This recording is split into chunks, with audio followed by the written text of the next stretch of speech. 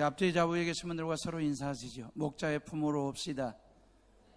목자의 품에 안기면서 합시다. 우리 2층에도 인사들 하시고요. 우리 사무실에도 여러분 모두가 다 이제 9월이 시작됐는데 목자 대신 예수 그리스도의 품에 안겨 살 수 있기를 바랍니다.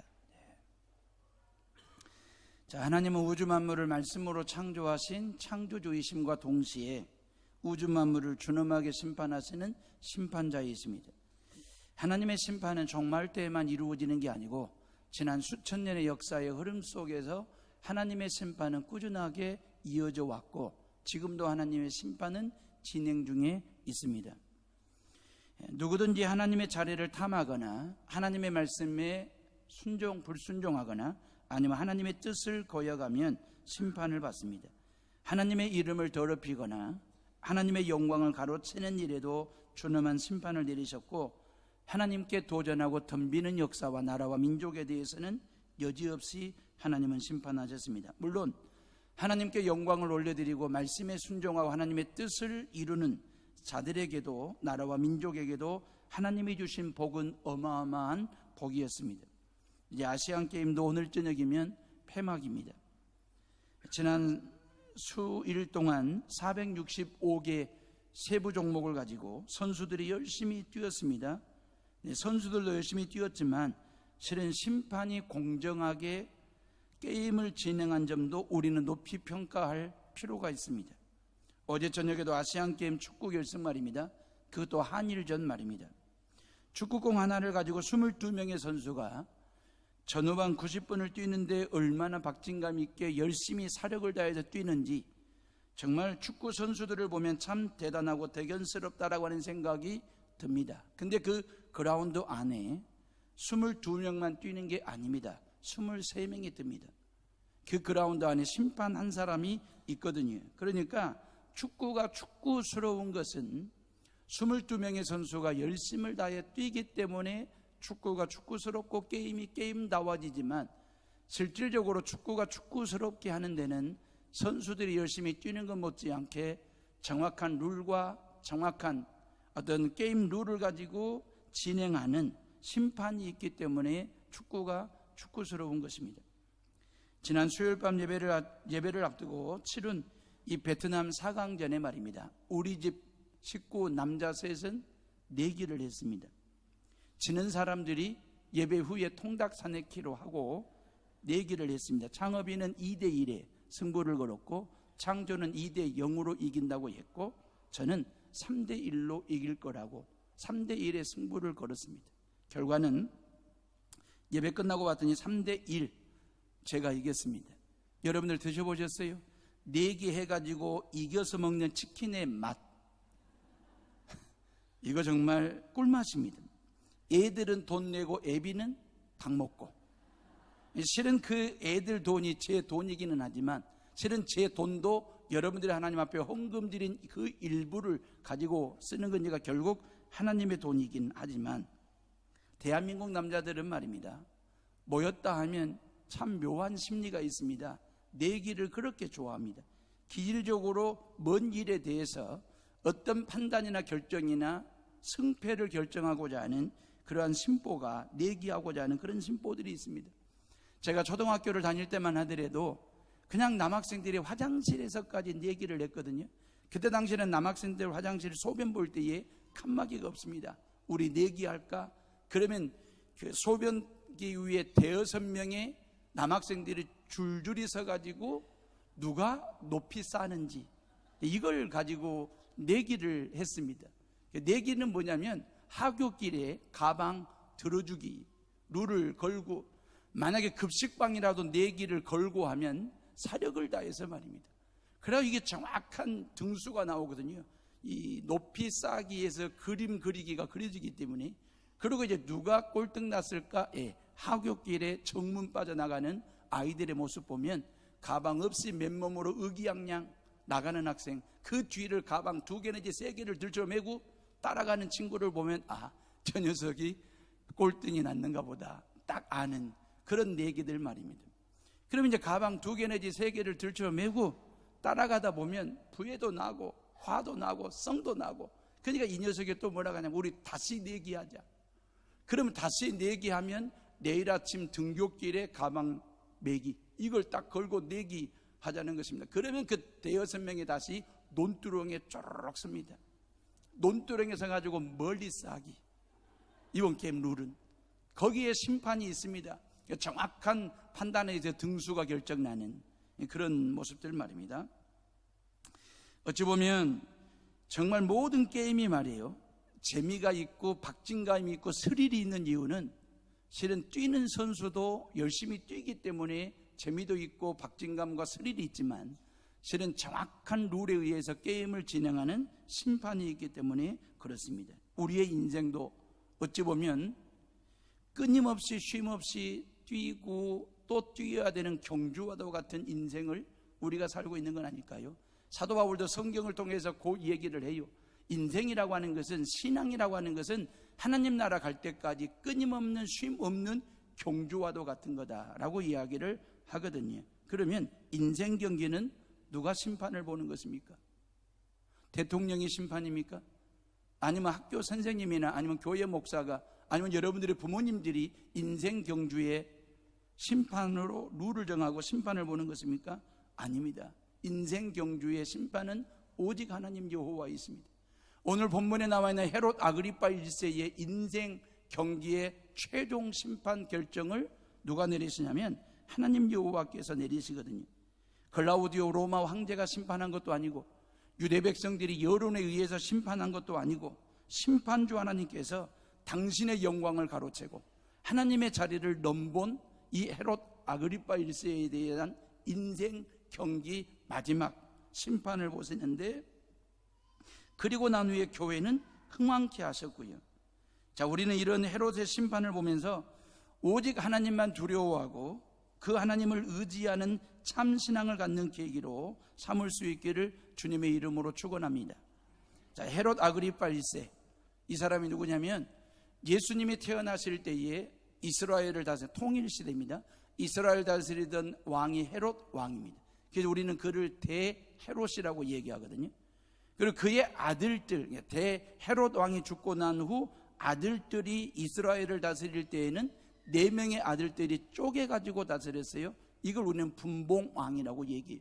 이스라엘 땅을 4등분한 거예요. 4명의 아들들이 다스리는 분봉왕 체제로 갑니다. 분열 왕국 상태죠. 그때 이 헤롯 아그리파 1세의 부모님들이 할아버지죠, 대헤롯, 할아버지에 의해서 죽임을 당합니다. 그리고 이 헤롯 아그리파 1세가 어린 나이에 로마로 피신을 해요. 로마로 피신을 해가지고 숙부들이 나라를 분봉왕 체제로 다스리고 있을 때에 이 헤롯 아그리파 1세가 로마로 피신을 해가지고 로마 황제의 손주들과 함께 친분을 쌓습니다. 그리고 로마의 문화를 배웁니다. 로마 황제의 눈에 들게 됩니다. 그래가지고 이 헤롯 아그리파 1세가 다시 이스라엘 땅의 분봉왕으로 임명을 받고 와요. 그리고 숙부들을 다 제거합니다. 그리고 이스라엘을 다시 통일을 시킵니다. 그러면서 대헤롯 할아버지가 다스리던 땅보다도 훨씬 더 큰 땅을 만들어 나라를 통일 이스라엘을 다스립니다. 사마리아 땅까지 유대 나라를 다스렸으니까. 자, 그럼에도 불구하고 일국의 통일 왕국의 왕이 되었음에도 불구하고 헤롯 아그리파 1세의 한계는 뭡니까? 그 머리 위에 헤롯, 그 머리 위에 로마 황제가 있다라고 하는 것입니다. 이런 한계 속에서 백성들의 지지와 환심을 얻어야지 또 로마 황제의 눈에도 들어야 되겠고, 그러니 얼마나 할 일이 많겠습니까? 로마 황제가 원하는 것은 팍스 로마나였거든요. 팍스 로마나라고 하는 것은 그런 겁니다. 로마 제국 아래에 있는 모든 나라와 모든 민족이 쥐죽은 듯이 무덤 어디 공동묘지에 있는 것처럼 조용하고 고요하고 평화스러운 체제. 뭐에 의해서? 로마 황제의 권력과 힘에 의해서 찍소리도 못하는 고요한 상태의 평화체제를 팍스 로마나라고 이야기합니다. 로마 황제가 그걸 요구하는 것입니다. 예, 이런 로마 황제의 팍스 로마나를 지지하면서 헤롯은 과감한 종교정책을 펼치잖아요. 그러면서 세계를 향하여 뻗어나가는 교회 공동체를 와해시키기 위해서 가장 먼저 사도 중에 12사도 중에 야고보 사도의 목을 칩니다. 그리고 이제 그랬더니 유대 백성들이 그를 열화와 같은 적극적인 지지와 응원을 보내니까 여론이 올라가니까 지지율이 올라가니까 내친 김에 베드로 사도까지 목을 치려고 잡아서 감옥 안에 가두었는데 마침 유월절 명절이 걸린 거예요. 6월절 명절 후에 베드로 사도를 죽이려고 했는데 하나님께서 개입하시죠. 관여하시죠. 천사들을 동원해 가지고 신비로운 방법으로 하나님의 능력으로 베드로 사도를 죽음의 자리에서 구원의 자리로 옮겨 놓으십니다. 로마 황제의 힘으로도 막을 수 없는, 헤롯 아그리빠의 권력으로도 어찌할 수 없는 하나님만이 하실 수 있는 신비로운 능력과 방법으로 베드로 사도를 살려내세요. 그리고 하나님은 베드로를 죽이려고 했던 헤롯 아그리빠 1세의 목숨을 거두십니다. 이게 심판입니다. 어떻게 죽는지, 왜 죽는지를 잘 살피는 것도 우리에게 좋은 교훈이 되리라고 믿고 살펴보도록 하겠습니다. 20절 말씀입니다. 다 같이 20절 읽어봅니다. 시작. 헤롯이 두루와 시돈 사람들을 대단히 노여하니 그들의 지방이 왕국에서 나는 양식을 먹는 까닭에 한 마음으로 그에게 나와 왕의 침소 맡은 신하 블라스도를 설득하여 화목하기를 청한지라. 자, 두로와 시돈 사람들의 이야기입니다. 두로와 시돈은요, 페니키아에 속한 항구 상업도시입니다. 무역을 통해서 엄청난 돈을 벌어들이는 도시가 두로와 시돈입니다. 두로와 시돈 사람들이 얼마나 돈이 많이 있었든지, 그러니까 이 돈 많은 도시의 특징 중에 하나가 뭐냐면 신앙심이 약하고 나라에 대한 충성도가 떨어집니다. 내륙인 이스라엘, 그러니까 내륙인 이스라엘 예루살렘으로부터 곡물, 식량을 공급받아야 돼요. 근데 이 예루살렘은 또 뭐가 필요합니까? 두로와 시돈이 가지고 있는 항구를 필요로 합니다. 이게 두 지역은 뗄래야 뗄 수 없는 상생관계죠. 근데 이 두로와 시돈 사람들이 헤롯 아그리빠 1세 앞에서 경거망동한 짓을 한 겁니다. 그게 뭐냐면 헤롯의 통치에서 벗어나려고 하는 기회만 있으면, 또 하나 세금을 제대로 납부하지 않는 불충을 저지른 것입니다. 그러니까 헤롯의 입장에서는 이 두로와 시돈 사람들이 눈에 가시처럼 아주 그냥 미운 털 박힌, 언젠가는 한 번쯤 손을 봐주고 싶은 사람들이 두로와 시돈 사람들이었습니다. 근데 칼자루는 누가 쥐고 있습니까? 헤롯이 쥐고 있습니다. 왜요? 식량을 가지고 있기 때문에. 아무리 두로와 시돈 땅에 돈이 있고 무역이 있고 경제력이 있다 할지라도 식량 말입니다. 먹을 양식 공급하고 제공하지 않으면 이건 죽은 목숨이나 다를 바가 없거든요.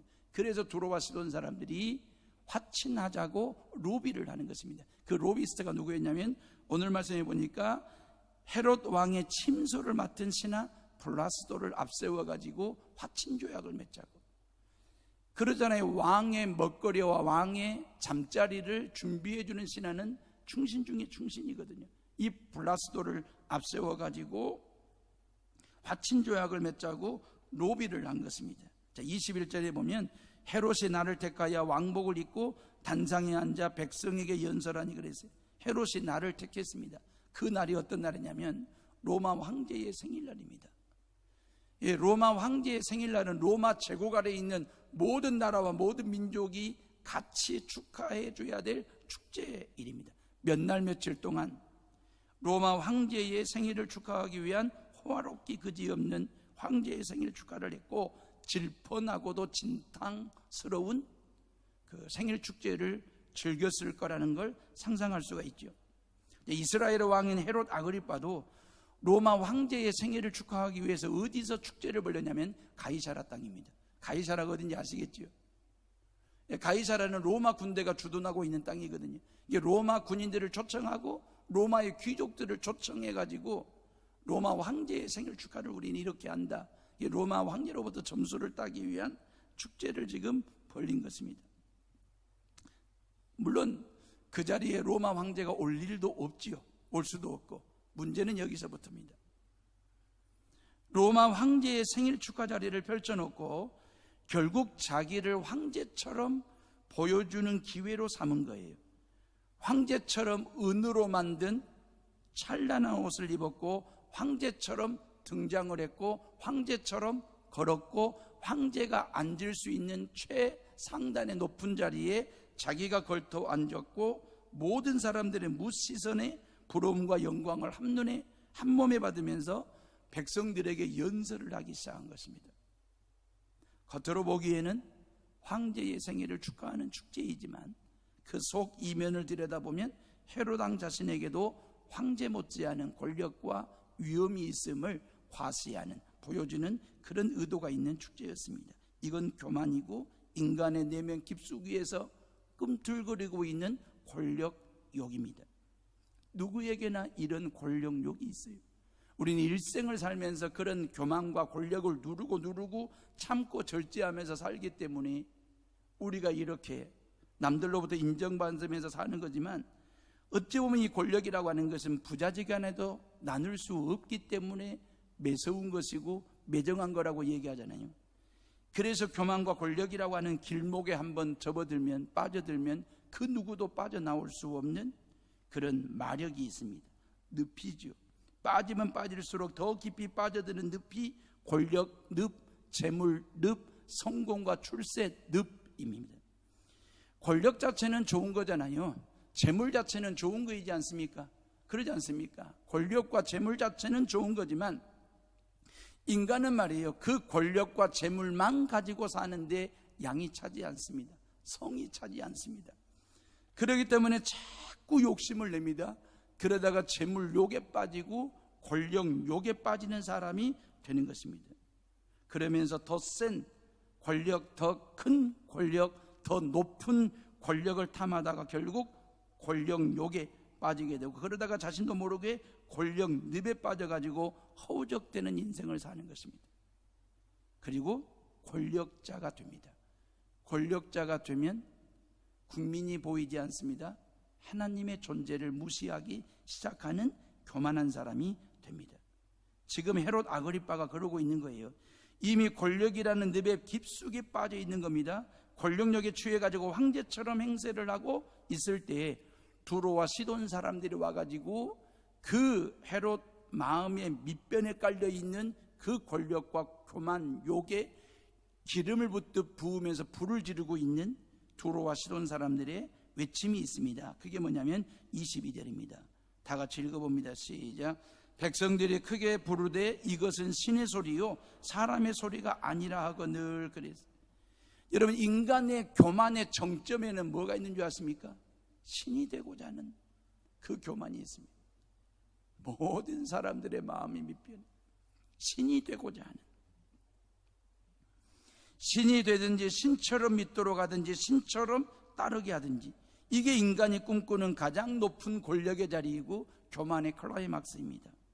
결국 그 자리에 서거나 오르면 하나님의 준엄한 심판이 임한다라고 하는 것이 성경의 가르침이고 역사의 교훈이거든요.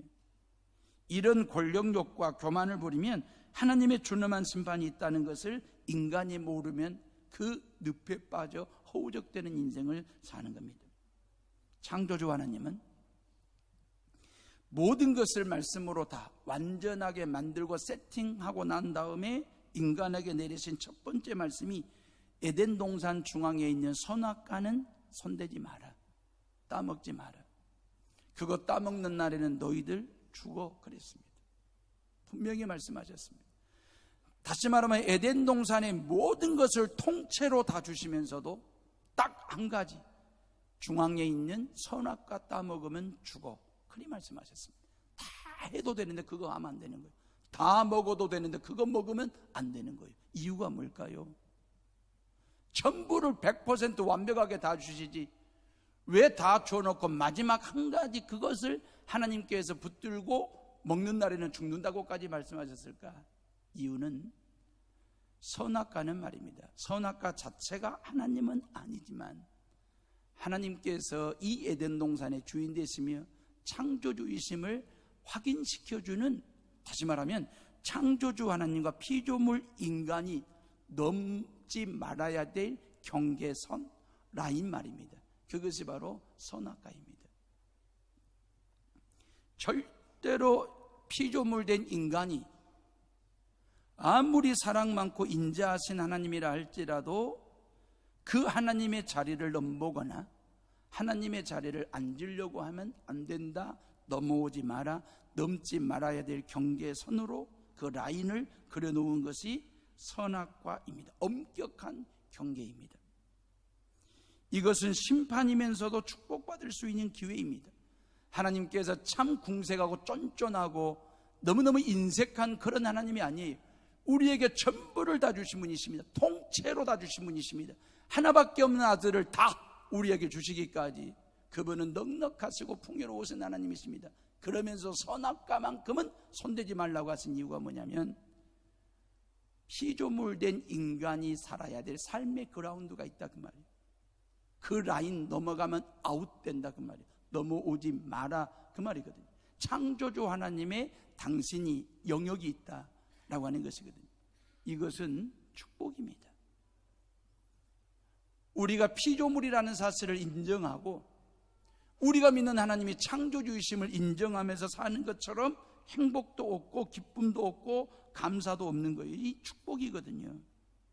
그런데 사탄마귀는 하나님처럼 된다고 꼬드깁니다. 하나님처럼 된다는 말처럼 매력 있는 말이 어디가 있어요? 하나님처럼 된다는 말에 안 넘어갈 사람이 어디가 있겠느냐 그 말이에요. 결국 아담과 하와도 하나님처럼 되고 싶어가지고 결국 넘지 말아야 될 선을 넘었습니다. 왕이 평복을 하고 민정시찰을 나갔습니다. 아무도 왕을 왕으로 알아보지를 못합니다. 어느 한 동네에 가서 똑똑한 청년을 만나가지고 그 왕이 너 면장시켜주면 할 수 있겠냐? 예, 할 수 있습니다. 너 군수 하라고 하면 할 수 있겠냐? 예, 할 수도 있습니다. 도지사 하라고 하면 시켜주면 할 수 있겠느냐? 예, 할랍니다. 그러면 너 왕 되라고 하면 왕 하라고 하면 하겠느냐? 그랬더니 그 청년이 왕의 뺨을 후려쳤습니다. 어떻게 나한테 왕의 자리를 탐하고 반역을 하라고? 나는 왕 될 수도 없지만 왕의 일을 할 수도 없는 사람이라고. 그러면서 왕의 뺨을 후려쳤습니다. 왕은 뺨이 아팠지만 깊이 곰곰이 생각해 보니까 이런 청년의 생각이 옳다 맞다라고 하는 감동을 받고 나중에 궁중으로 불러가지고 큰 벼슬을 내렸다라고 하는 얘기거든요. 선악과는 하나님과 인간 사이에 있는 경계입니다. 축복이냐 심판이냐 흥왕이냐 실패이냐를 결정하는 라인 말입니다. 크리스천들에게는 늘 두 그루의 나무가 있습니다. 여러분들 9월 한 달 동안 내내 여러분들이 보셔야 될 두 그루의 나무가 있어요. 하나는 선악과라고 하는 나무고 하나는 십자가라고 하는 나무입니다.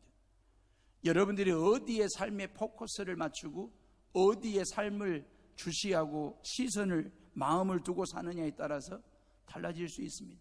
선악과를 기어 오르면 교만한 사람이 됩니다. 십자가를 기어 오르면 겸손한 사람이 됩니다. 선악과 열매를 따먹으면 불순종하는 사람이 되고 심판을 받게 됩니다. 십자가 열매를 따먹으면 하나님이 주시는 축복과 구원의 열매를 먹는 그런 은혜가 있게 된다는 사실 기억할 수 있기를 주의 이름으로 축복합니다. 여러분, 교만과 권력욕에 심취되어 있는 헤롯도 아담과 하와처럼 넘지 말아야 될 선을 넘었습니다. 두로와 시돈 사람들이 외쳤잖아요. 뭐라고? 당신은 신이십니다. 우리는 지금까지 당신을 인간으로 봤는데 당신은 신과 같은 존재입니다. 신으로 섬기겠습니다라고 하는 아첨 말입니다.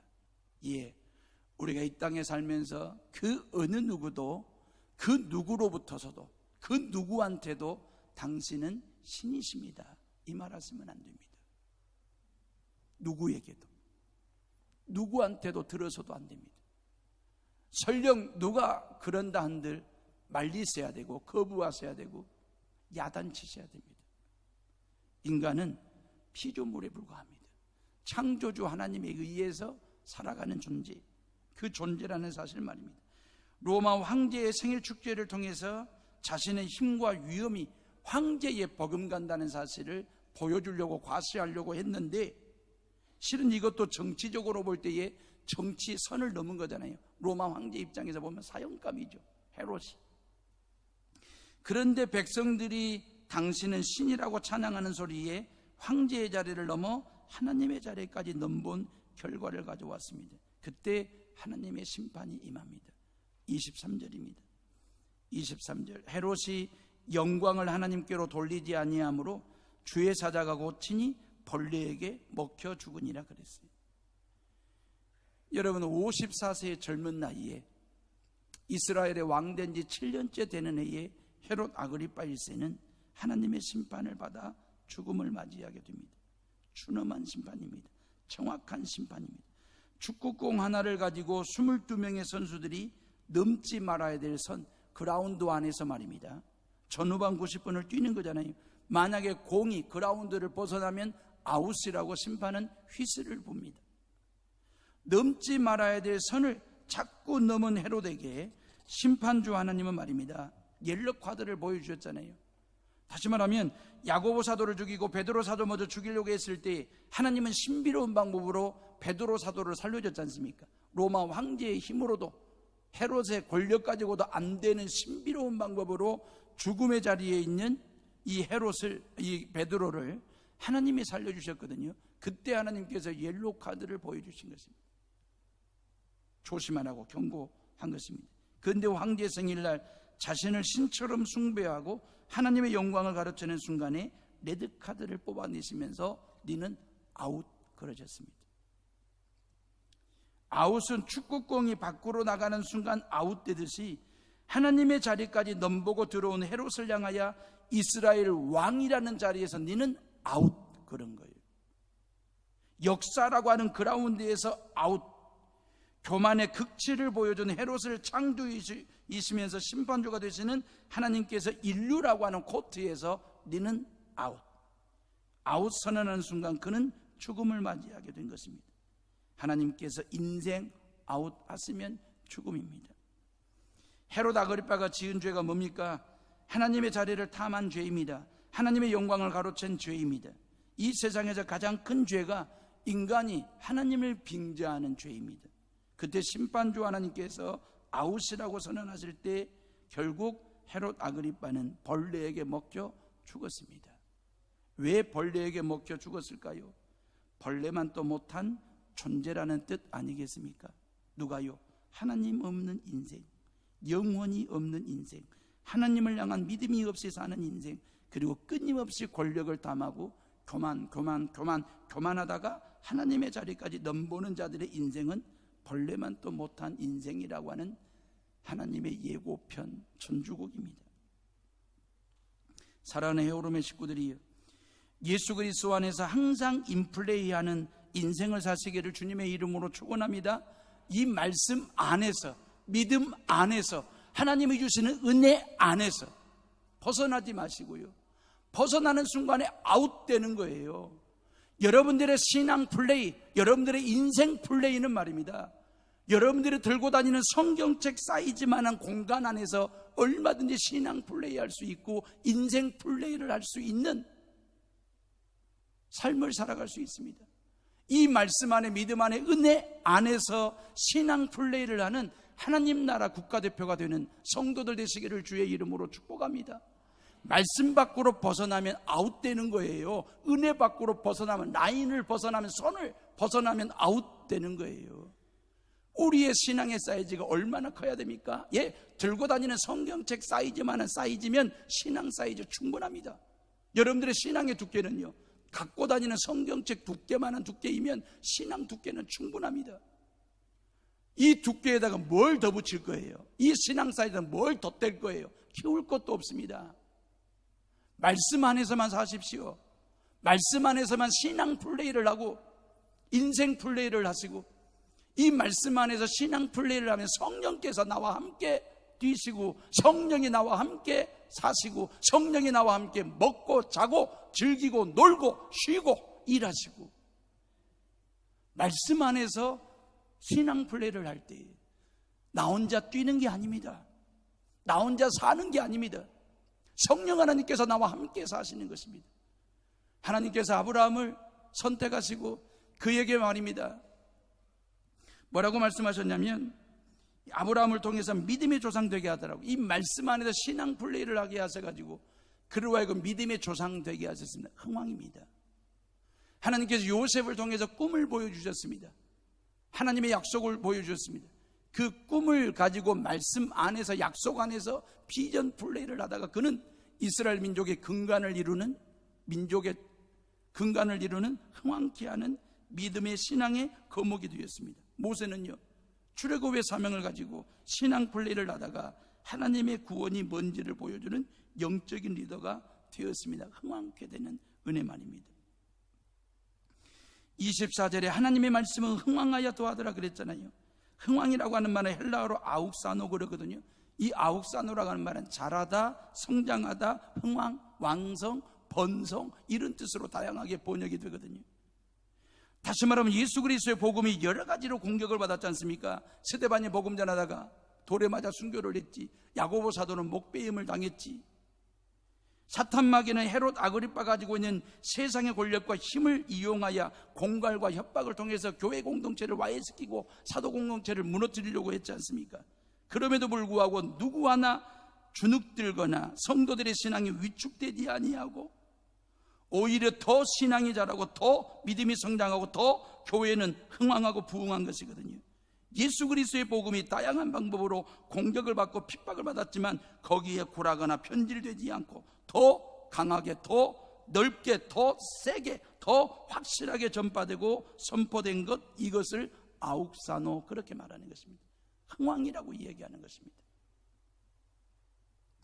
환난이나 핍박이 닥쳤을 때에 그 환난과 핍박을 피하여 도망친 게 아니라 오히려 환난과 핍박을 디딤돌 삼아 복음을 들고 사방팔방 동서남북으로 흩어져서 그곳에 가서 복음을 전하고 그곳에 하나님의 몸된 교회를 세웠습니다. 그게 안디옥 교회입니다.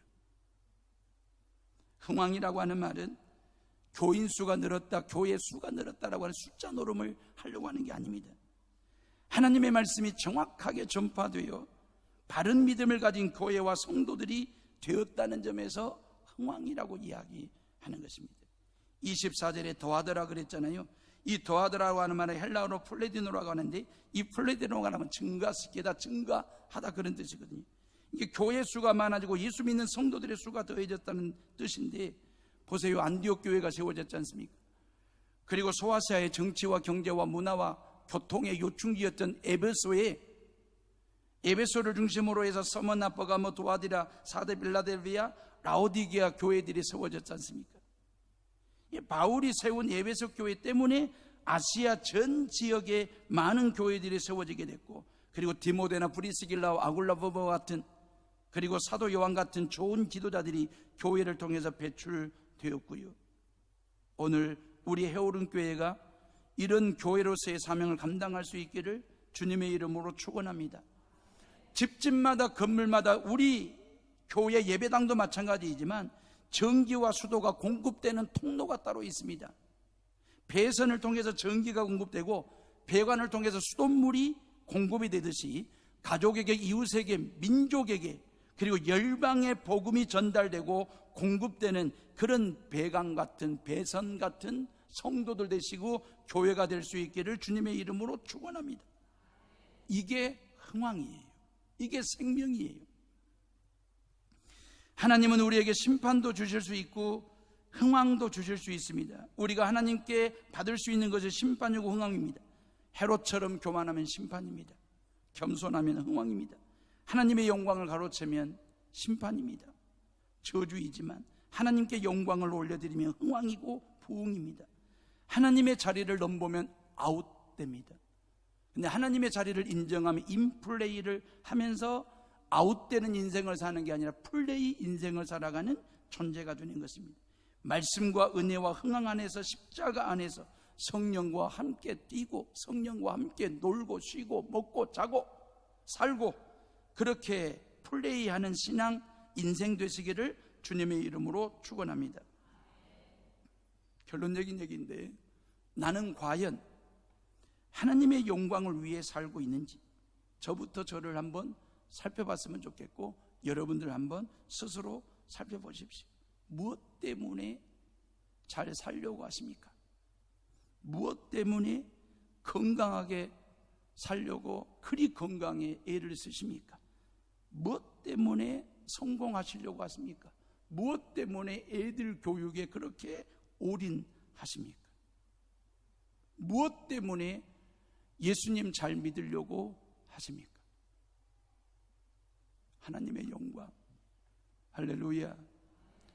여러분들이 정말 잘 살고 잘 먹고 잘 입고 건강하게 살고 자식들 교육에 올인하고 성공하고 출세하는 이유, 목적이 어디에 있느냐? 오직 하나님의 영광에 있기를 주님의 이름으로 부탁을 드립니다.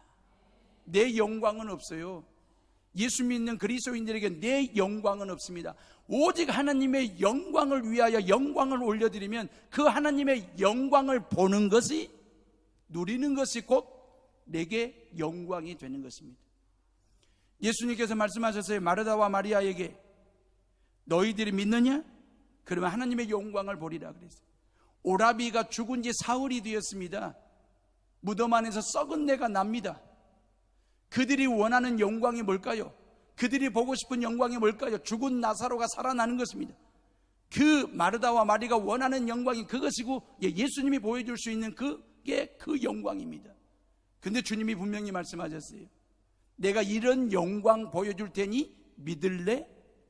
그게 아닙니다. 하나님의 영광을 보고 믿으면 상식입니다. 철학입니다. 과학입니다. 합리입니다. 누구나가 다 할 수 있는 것입니다. 근데 예수님께서 믿을래 그랬습니다. 너희들이 믿으면 죽은 지 3일 돼가지고 썩은 내가 나는 네 오라비가 살아날 거라고 믿으면 그 영광 보여줄게 말씀하셨습니다. 믿으십시오. 그러면 여러분들의 삶의 현장 속에서 하나님이 보여주시는 그 영광 보고 그 영광이 곧 여러분들에게 기쁨이 되고 행복이 되고 흥망케 하는 능력이 된다는 사실 믿으시기를 주의 이름으로 축복합니다. 기도하겠습니다.